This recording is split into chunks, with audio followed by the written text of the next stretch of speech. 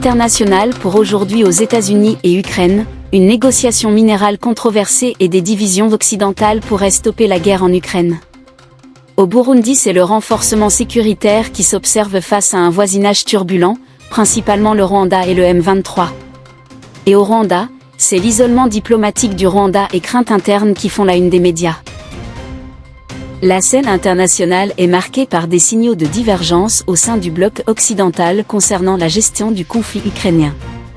Avec surprise, les États-Unis sous l'administration du président Trump envisagent une approche novatrice de négocier avec le président Zelensky sur un éventuel partage des ressources minières ukrainiennes. Cette posture, interprétée par certains observateurs comme une forme implicite de soutien à la Russie dans le conflit, soulève des interrogations quant à l'unité du front occidental face à la Russie. L'actuel président Trump critique aussi farouchement son prédécesseur Joe Biden, déplorant l'allocation massive de 350 billions de dollars à l'Ukraine sous son administration et qualifie ses ex-président Joe Biden de « stupide » et ajoute qu'il ne sait pas négocier. Dans un contraste saisissant, la Russie maintient une position inflexible, réaffirmant sa détermination à ne pas céder sur les territoires ukrainiens déjà sous son contrôle, considérés comme non négociables lors de potentielles futures discussions avec l'Ukraine. Cette dynamique complexe de la position américaine suscite l'étonnement et l'inquiétude au sein des chancelleries occidentales et doutent déjà de la pérennité de leur soutien à l'Ukraine. Dans ce contexte géopolitique où les intérêts nationaux semblent primer, une question cruciale émerge à propos de la part qui sera réservée à l'Ukraine, si chaque acteur majeur cherche avant tout à maximiser ses propres avantages dans cette crise. L'avenir de l'Ukraine tiraillée entre des puissances aux agendas divergents, apparaît de plus en plus incertain et soulève des préoccupations légitimes quant à sa souveraineté et à son intégrité territoriale à long terme. Parallèlement, sur le continent africain, la situation sécuritaire dans l'Afrique de l'Est demeure préoccupante suite à la violation de l'intégrité territoriale en RDC par le Rwanda.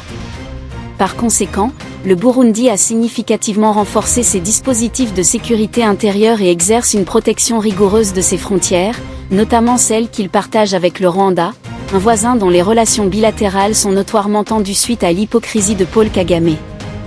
Cette vigilance accrue s'étend également aux zones frontalières potentiellement concernées par les activités du M23, mouvement armé qui déstabilise la République démocratique du Congo sous l'aide du Rwanda.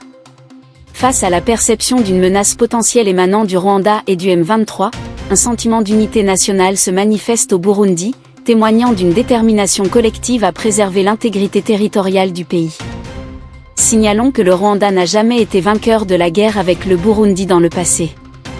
En effet, les Burundais sont reconnus pour être des guerriers solidaires, une caractéristique qui a sans doute contribué à leur résilience et à leur capacité à résister aux différentes pressions et conflits auxquels ils ont été confrontés au cours de l'histoire.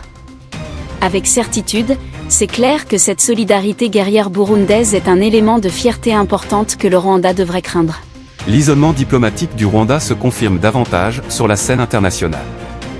L'Allemagne a annoncé la suspension de sa coopération avec Kigali, rejoignant ainsi le concert de critiques internationales à l'encontre du régime rwandais.